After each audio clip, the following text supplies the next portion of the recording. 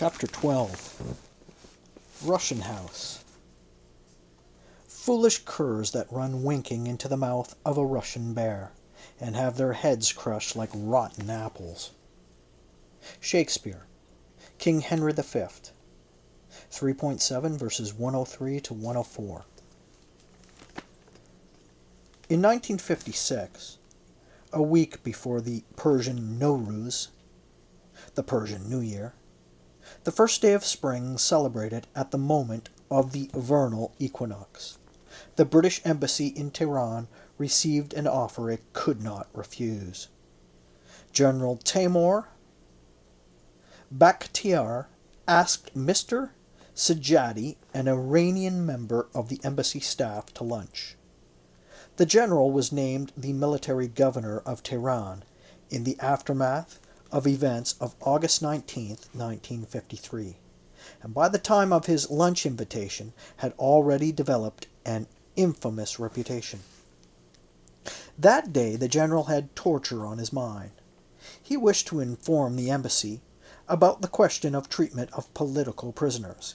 He began by suggesting that he knew the embassy had by then heard the stories widely current in Tehran about the tortures practiced by the military government.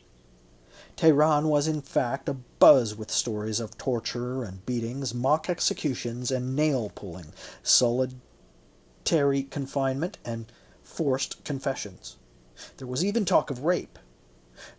The brunt of these brutalities was said to be reserved for arrested members of the Tudeh party, particularly their clandestine military network. By the time the military governor considered the party defeated and its military network abolished, 4,121 party members had been arrested. It was a measure of the party's long tentacles that amongst the officers in charge of Richard Nixon's security detail when he traveled to Iran as vice president in 1953 was a member of the party. The head of the security detail for General Fazollah Zahidi, when he was the prime minister, was also a party member. The hub of the torture rumors was an infamous bathhouse hammam in one of the prisons where many of the arrested officers were first incarcerated. Whisper had it that the hammam was in fact changed into a torture chamber. One of the most popular, heroically tragic songs of modern Iran, Mara Bebo's Kiss Me, invited his beloved to kiss him for the last time, was perhaps apocryphally said to have been composed by one of these communist officers on the night before his execution.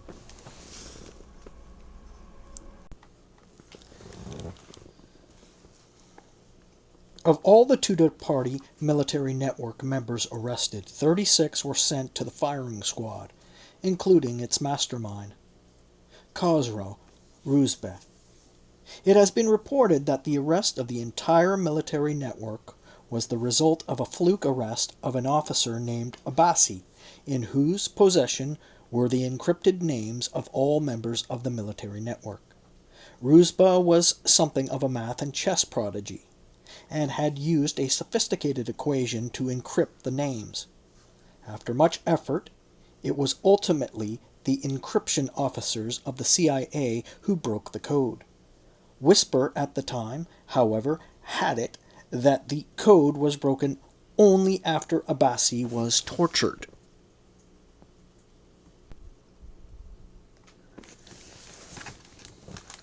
General Bakhtiar began by insisting that stories in the rumor mill were greatly exaggerated, thanks at least in part to the Tudeh party.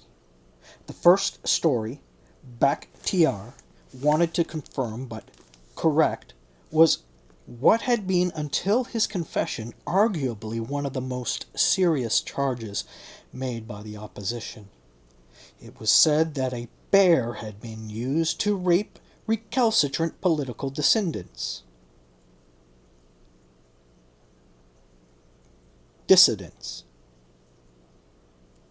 The general indicated that a bear had been used, but only once. Even then, the bear had not been allowed to molest the person concerned.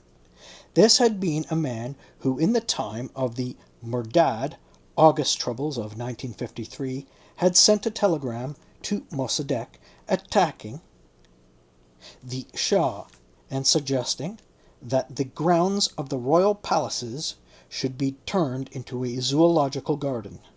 The general and his interrogators had assumed that using the bear would be an appropriate punishment for such sentiments, and the man had been put in the cage, much to his terror, but taken out after he expressed rapid repentance before the bear actually got its claws on him. The general went on to say that a number of other methods of torture ascribed to them were highly exaggerated. Their main weapon had been flogging with a whip, and he went on to say that as their reputation worsened, as more and more people heard these whispers, often the only thing that was needed to get prisoners to confess and or give information was to tell them that they would be transferred to the hammam. As to the Shah's role in the decision to use these brutal methods, Bakhtiar went to some pains to explain that the Shah had only given general orders on this matter. He had told the military governor that he and his staff would use any method necessary to gain information depending on the importance and the recalcitrance of the prisoners. It is difficult to know precisely what motivated Bakhtiar to make these revelations. Was he trying to implicate the Shah or exonerate himself? It was hard not to assume that he was campaigning for the job of the head of the new organization, SAVAK. He knew was in the planning stages. The British embassy, in fact, surmised that he was trying to counter the dirt that his rival, the chief of the police, had been spreading about him. While he might never know his real motive, we know what the British government decided to do with this potentially volatile information. The first person who received a report of what Bakhtiar had revealed was rather astounded and believed that the British government, at least on humanitarian grounds, should ask the Shah to order an end to such practices. But as the report made its way up the diplomatic and bureaucratic ladder, prudent silence was the chosen path. Someone suggested that he does not believe that the Shah is unaware of these tortures. He is determined to wipe out the Tudeh, and he has been just as ruthless in allowing full military operations against the nomadic tribes. Some surmised that the Shah had a personal score to settle with the Tudeh party for the attack on his life. Another official claimed that torture of one kind or another has been common in Iran for a long time, though he immediately went on to add that the majority of Iranians do not like this sort of thing, and that nothing of this sort went on under Dr. Mossadegh's government. Finally, it was resolved that rooting out communism in Iran is a major interest and objective for Britain as well as Iran, and thus the British government must certainly not appear to be undermining the Shah's efforts in achieving this common goal. Moreover, it was decided that if the Shah would ever give the British ambassador an opening, the ambassador should register his government's displeasure about the torture of communists. Before long, Britain and the United States both found themselves showing strong displeasure to the Shah, not about the torture of communists, but about his big gamble on establishing new ties with the Soviet Union. In a character study of the Shah, prepared in 1957, U.S. officials pointed to some important changes in his behavior. One of the key indications of his growing maturity had been his symbolic break with his old tutor and personal secretary, Ernest Perron. Probably not even his own brothers had been more closely and continuously associated with the Shah. By all indications, Perron was sacrificed when, a few months after the fall of Mossadegh in 1953, the Shah's attempt to bypass the cabinet and the prime minister and establish direct ties with Britain backfired. Though they had met daily for almost 2 decades, the Shah would never see Perron again. His older sister, Shams, who shared Perron's deep devotion to Catholicism, took him in and allowed him to stay in her palace until the end of his life. In a meeting with embassy officials not long after his dismissal, Perron himself offered a reason for the break, calling it necessary for the full development of the Shah's personality. In the words of the embassy, Perron now envisaged himself as a sort of father image with whom His Majesty had to break in order to assert his own influence. Though Perron was no Falstaff and the Shah no Henry, the embassy report, in the words of the writer and filmmaker Ibrahim Golestan, certainly conjures memories of this bitter break. The 1957 profile of the Shah noted another crucial change in him. While in 1951 the embassy had stressed the Shah's lack of confidence and his incessant need to seek advice at every turn, he now felt less and less in need of any advice. This newfound self-confidence had both domestic and international roots. It was partially the result of his belief that his return to Iran after 1953 was a reaffirmation of his monarchy. It was also founded in his building belief that he was not just a national, but an international leader. At least in the eyes of some foreign diplomats, his sense of global mission began in November 1956 in response to the Suez Crisis. At that time, the Shah chaired a 4-power Muslim heads of state meeting in Tehran. The meeting brought together leaders from Iran, Iraq, Turkey, and Pakistan, and provided Iran with an active role in an international crisis which had no parallel in modern times. By the early 1970s, this sense of international import was in full bloom. But even in 1957, when this confidence and the undemocratic elements incumbent in his authoritarian modernization were only in their earliest formative stages, some observers saw potential trouble on the horizon. Some surmised that, given his innate tendency to be indecisive, he did not have all the firmness necessary for a man who wanted to rule, not reign. The 1957 profile also hinted at what soon enough became one of the biggest challenges the American and British governments faced in their dealings with the Shah.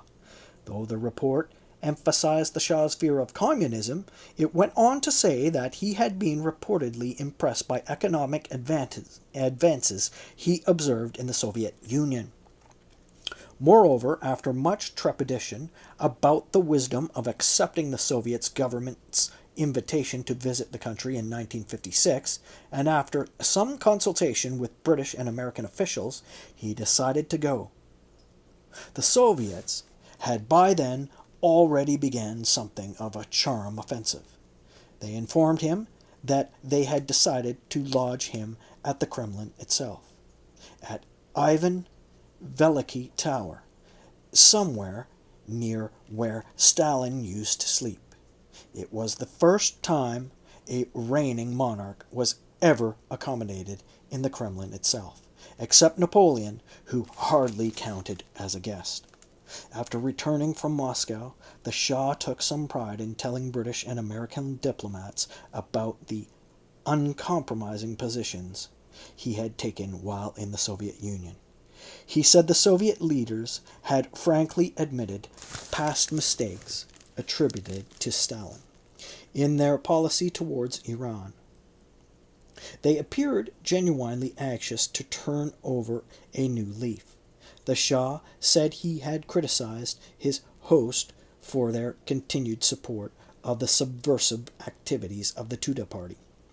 British sources confirm the story that the Shah had stood up to Soviet leaders, but they also reported that in private conversations, Soviet leaders expressed considerable admiration for the Shah's abilities and personality. Aside from these small diplomatic gains, little of substance was changed in Iran's relation with the USSR. The Shah's natural inclination was to mistrust everybody, and when in doubt, the Russians most of all. Was this about to change?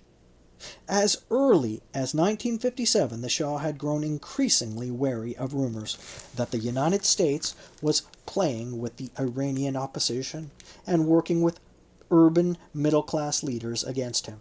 He consistently complained that Turkey and Pakistan were receiving more aid from America than Iran did. America's continued resistance against a bigger military for Iran continued to frustrate him.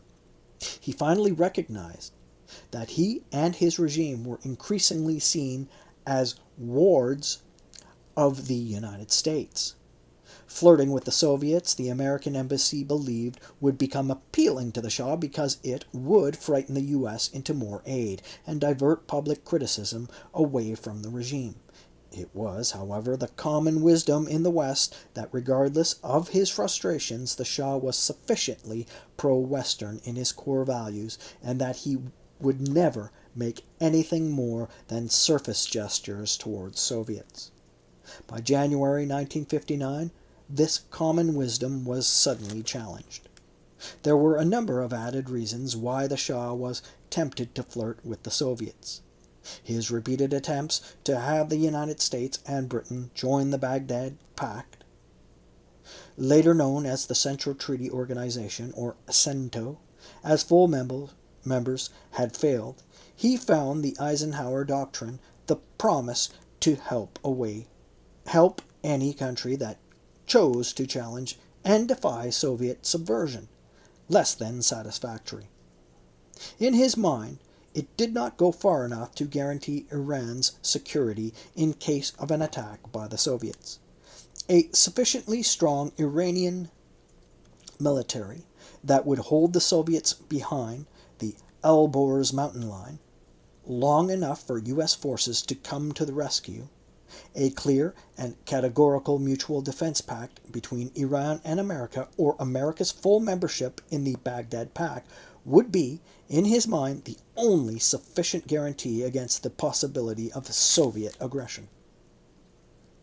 The United States gave a variety of reasons for its refusal to join the pact, including the claim that such a security arrangement with Iran must then be accompanied by the security arrangement with Israel.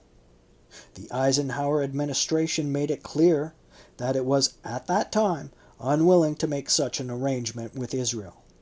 It was a measure of U.S.-Israeli relations in 1957, particularly after the United States had sided with Egypt and against Israel in the Suez Canal crisis, that the United States told Turkey that if it could get the Israeli government to agree not to press for security arrangement with the U.S., then the Eisenhower administration would make a new assessment of the pact and the wisdom of the United States joining it as full members.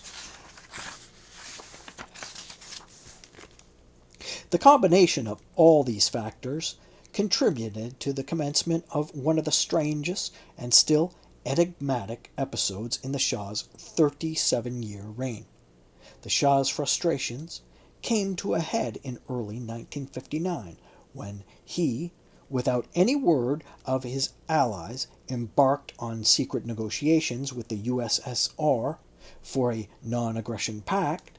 So profound was the impact of this gambit that, at least according to Sir Dennis Wright, who played a key role in the whole affair and in the Shah's subsequent political life after this episode, Britain never trusted him again. Never. In the first week of January 1959, Iranian Prime Minister Manouchehr Eghbal met with Dennis Wright in London. They met in a friend's home, away from the glare of the media, and had a midnight session. Eghbal spoke in convoluted terms about the serious situation in Tehran. The next day, General Arfa, at the time Iran's ambassador to Turkey, also spoke anxiously to Wright, much along the lines taken by Eghbal. Both men expressed concern about the Shah's reluctance to sign a bilateral treaty the United States had offered in lieu of full membership in the Baghdad Pact. Neither man spoke about any other plans the Shah might be entertaining. Back in October 1958, the Soviet Union learned of a proposed bilateral security pact between Iran and the United States. They immediately sent a strong, threatening note to Iran, claiming that the new agreement was in conflict with Iran's past obligations to the Soviets and grants the U.S. military forces broad opportunities to subordinate Iran even further. In the Soviet view, the new pact would give the United States the right to establish a new military base on Iranian soil, and such an agreement would be against the letter of the 1921 agreement between Iran and the Soviet Union. The formal threat was followed by another, even more brazen note, declaring that the might and capability of the Soviet Union is far superior to Iran, and that if the Soviets are made to feel uneasiness about elements of Soviet-Iran's relations, then they will use their superior might to make Iran feel equal inconvenience. The Shah's response to this threat and to his continued tension with the United States was a surprise to everyone. According to the official Soviet history of the episode, after a number of prominent Iranian generals came out against the bilateral pact with the United States, the Shah proposed to the Soviet government that the two countries sign a treaty of friendship and non-aggression. On January 19, 1959, according to the Soviet narrative, the text, a draft of the treaty, was handed to the Soviet ambassador in Tehran. Moreover, Iran demanded that the Soviet government reply to the Iranian proposal as early as possible. The Soviets, eager to make the deal, immediately sent a high-ranking diplomatic delegation to Tehran. They met with the Shah, the Prime Minister, and the Foreign Minister. While the Soviet team was in Tehran on its highly secret mission, Dennis Wright arrived in Iran, apparently for a vacation. He met with his old friend Hussein Allah, the court minister. Allah talked at length and anxiously hinted that the Shah was flirting with the Russians. Wright, who had earlier heard vague warnings about these moves from Eghbal in London, was no longer surprised by what Allah apparently thought were shocking new revelations. Wright had already heard from an unimpeachable secret source that a high-powered Russian delegation had arrived that very day in Tehran in the greatest secrecy to negotiate a non-aggression pact with the Shah. When asked about this unimpeachable secret source, Wright clearly implied it might have been monitored conversations at the court and in the Shah's office. Later that same day, at a luncheon, Allah informed British diplomats in Tehran what they already knew, that a high-level Soviet delegation was in Tehran, had met with the Shah, and was about to sign a non-aggression treaty with Iran. Dennis Wright calls Allah's action a courageous thing to do. What is not clear is whether Allah was acting at the behest of the Shah. Was he leaking highly sensitive state secrets to a foreign power about what he perceived was a wrong policy by the Shah? Or was the Shah engaged in a game of brinkmanship in which Ayla was simply playing his assigned role when he anxiously informed the British about the Shah's supposed Russian flirtation? Did the Shah really intend to secretly sign a deal, or was he, all along, hoping to frighten the West and engage them in a game of brinkmanship? The British Foreign Office, by then fully informed of these developments, instructed Dennis Wright to do all he could to stop the Shah. He was also instructed in exactly what arguments he was to use to dissuade the Shah from his perilous path. Ayla, too, was beseeched Wright to speak, very frankly, with the Shah, informing the British diplomat that he himself had been unable to make much impression on the Shah. For Dennis Wright, the mystery was at least partially solved when on January 29, 1959, at 10 o'clock in the morning, he was ushered into the Shah's study. The Shah began by complaining about the Baghdad Pact and the fact that he had not received enough aid. "You treat me more like a kept woman than a wife," he reportedly complained. According to Dennis Wright's memoirs, he answered that kept women sometimes earn fur coats if they behave themselves. The Shah then surprised his visitor by volunteering that he had started negotiating with the Russians.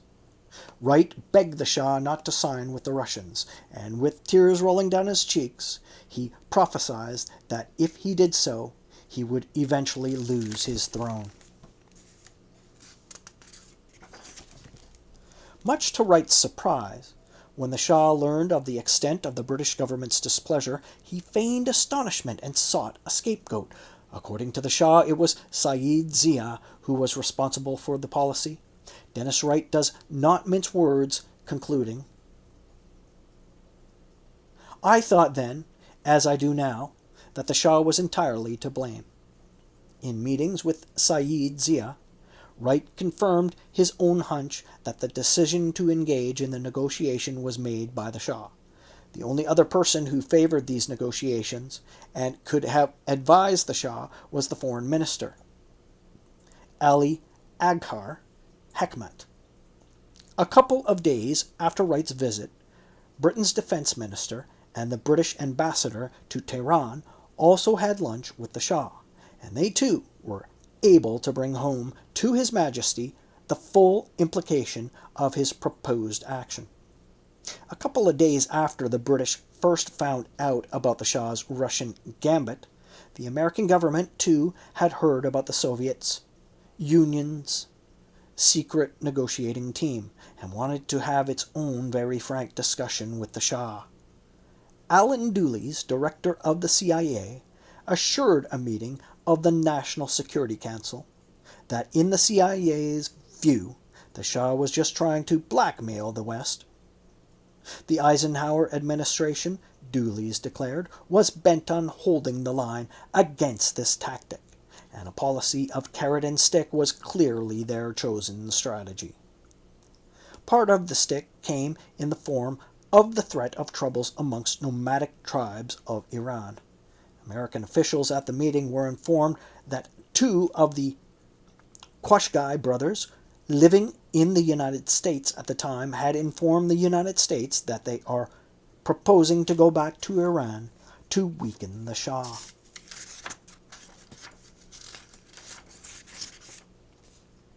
Aware of the Shah's special rapport and almost filial relationship with Eisenhower, it was decided that the ultimate carrot and stick would be a letter from the President to the Shah. The day after the meeting with Dennis Wright, the Shah received a surprisingly tart letter from Eisenhower. It began by reaffirming that the direct contacts the President and the Shah have maintained over the past years have always been a source of gratification to me.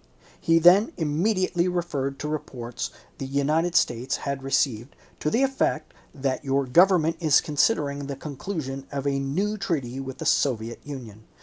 Eisenhower declared categorically and candidly that It is my profound conviction that the principal objective of the Soviet Union in Iran remains unchanged, and that objective is inconsistent with Iran's independence and integrity, and with the security and stability of Your Majesty's regime."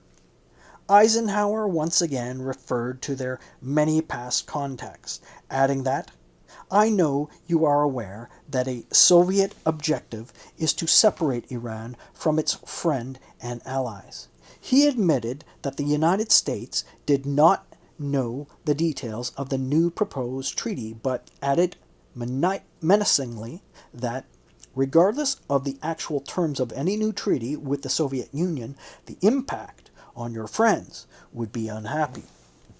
He affirmed past differences over our respective estimates of the size of the military program that should be maintained and supported in Iran, but offered reassurances that the United States would never abandon its support of Iran's independence and integrity.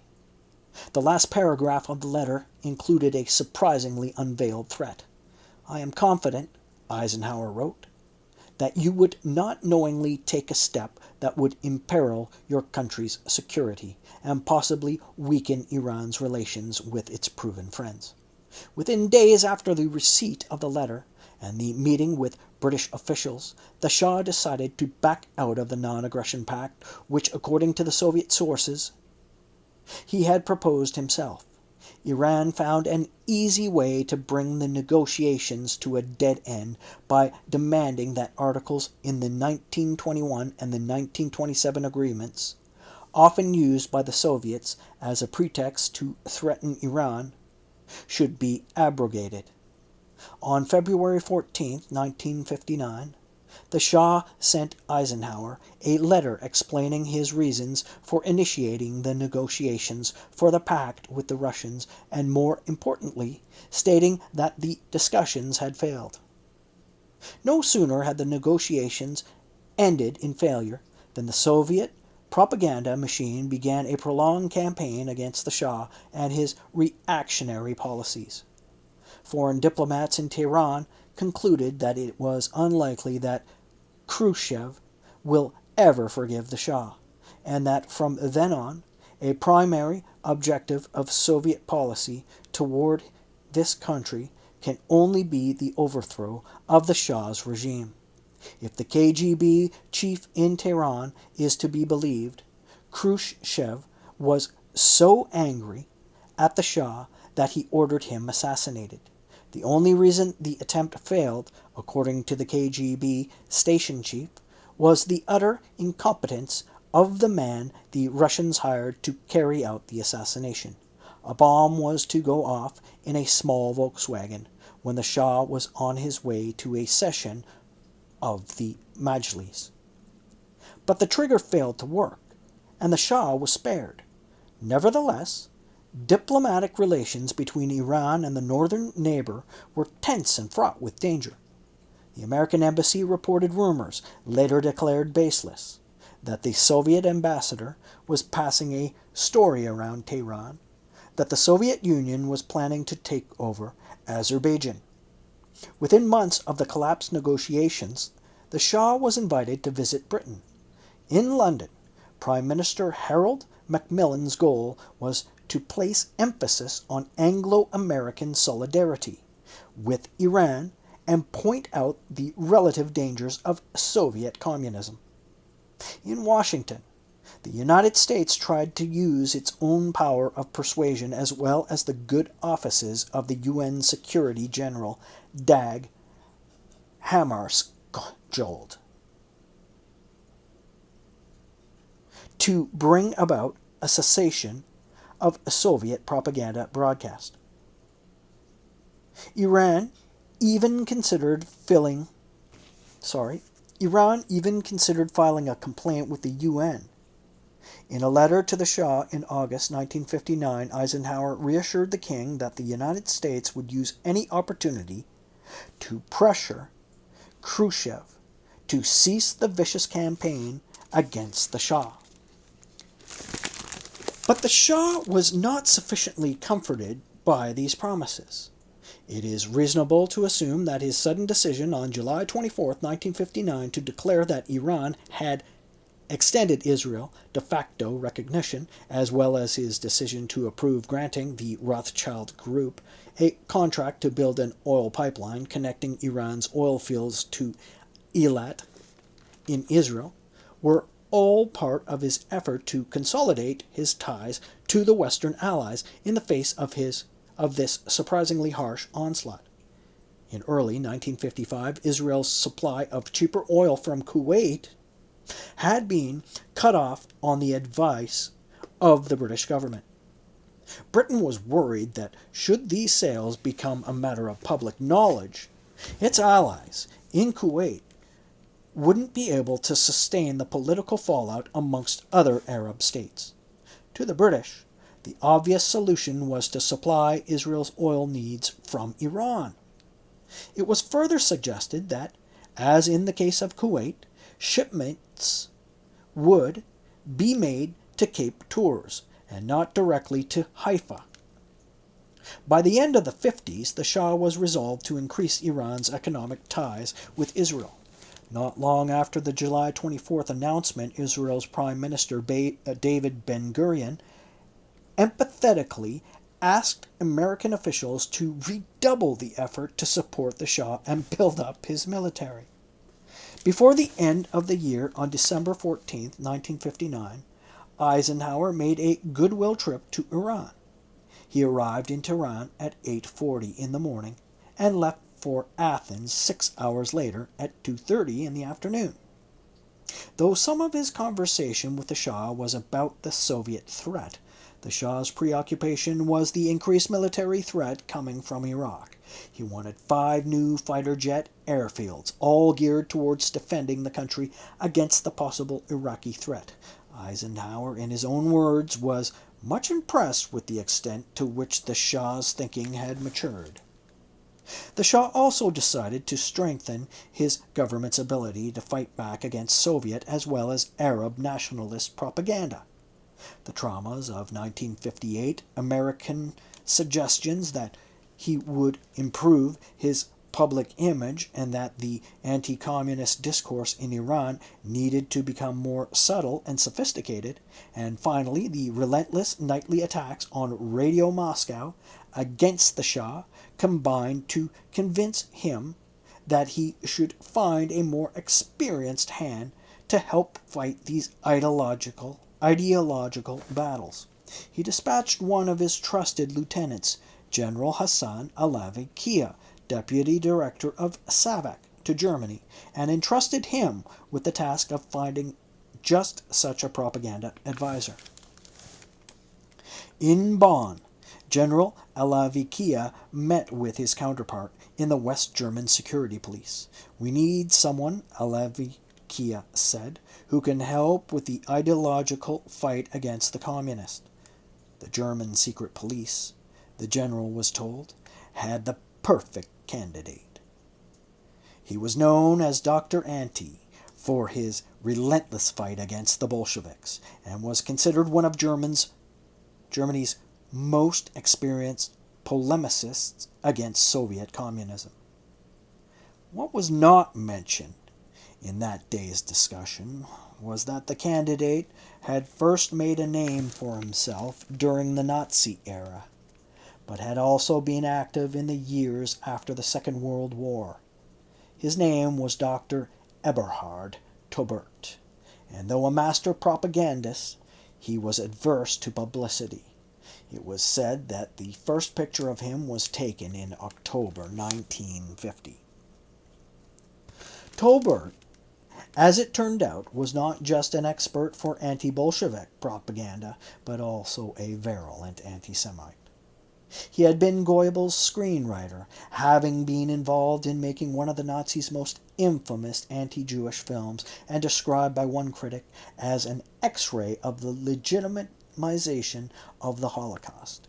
In fact, he had joined the Nazi Party in 1931 when he was 24 years old. From his first days in the party, he was involved in both its anti-communist and anti-Semitic propaganda. After the fall of Hitler, Tobert began to work for $3,000 a month for the German Christian Democratic Party in its polemics against more radical Marxists. It was rumored that the KGB had put $1 million prize on his head. One of the most famous anti-communist posters in post-war Germany, portraying Soviet spies lurking in every corner, was said to be Tobert's work. In August 1950, along with 3 others, Tobert established a group whose sole mandate was fighting communist influence in Germany. It was said that the group received some 600,000 Deutschmarks annually from the German government. His past, the fact that Goebbels had called him a sympathetic fanatic, and the story that he had somehow contributed to the deaths of more than 200,000 Jews, made him an increasingly controversial character. Nevertheless, before his past caught up with him, Tobert moved freely and successfully in the corridors of the West German power. For a few months, he had worked closely with Franz Strauss, the conservative Bavarian politician. He was both a liability and a rich source of experience for conservative post-war governments in Germany. Intermittent reports by German investigative journalists made it difficult for conservative parties to easily use him. It was then a pleasant surprise for his friends when the Iranian government asked for an anti-Soviet advisor, and the profile of the person they sought by, and a large fit Tobert's expertise. In February 1959, with a salary of 3,500 Deutschmarks per month, he was hired by SAVAK. His work with the organization was kept a secret, and few people, including the Shah, knew of his role. In Iran, as in post-war Germany, Tobert tried to live a semi-clandestine life. He moved in with a colonel who worked in the Iranian SAVAK. He had no friends and no hobbies. Hiking around Tehran's towering mountains was his only occasional indulgence. In Tehran, his work was concentrated on offering advice on how to fight Bolshevik influence and counter Moscow's propaganda war. He was not the only brain behind Iran's surprisingly spry, clever, informed, and acerbic responses to the attacks by Comrade Khrushchev. Some of the most appealing broadcasts were prepared by Nasrullah Moinian, when a young journalist, an aspiring bureaucrat. Before long, he rose to become the Shah's chief of staff, a position he held with distinction. Amongst his innovations was the broadcast instruction on Islam on radio programs heard by Muslims of the Soviet Union. Aside from working on the anti-communist polemics, Tobert offered advice on a variety of political domains. For example, it is a question of some lingering interest whether Tobert had initially given the Shah the idea that soon became one of the pillars of the 1963 White Revolution. The idea was to use army conscripts to fight illiteracy. It was called Sepa ed Danesh, or Army of Knowledge. It was one of the most successful elements of the White Revolution. Like most good ideas, this one, too, had many fathers, and Tobert was easily the most controversial. The idea, according to General Alavi Kia, was first articulated in a policy paper that Tobert had prepared. It was a replica of the idea of Hitlerjugend, going to the countryside to educate illiterate peasants. And Hitler himself might have picked up the idea from the populist movement in 19th century Russia, where intellectuals flocked to the countryside to educate the masses. But after quietly working for 5 years in Iran in 1963, as the Shah was trying to normalize relations with the Soviet Union, and as the propaganda war with the Russians was about to end, firing Tolbert became one of the conditions for normalized relations.